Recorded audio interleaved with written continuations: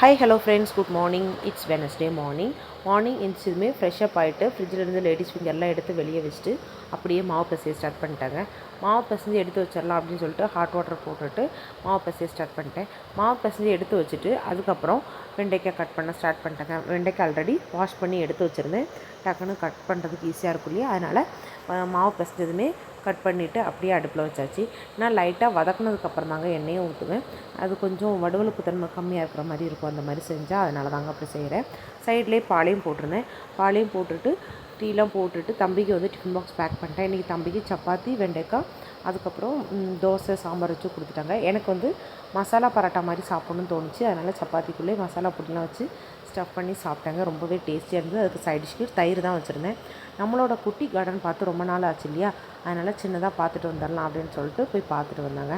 அதுக்கப்புறம் ஏதாவது சாப்பிடணும் போல் தோணுச்சு. அதனால் சீனி கிழங்கும் கார்னும் இருந்தது, அதான் செஞ்சு சாப்பிட்டோங்க. ஓகே, பாய்.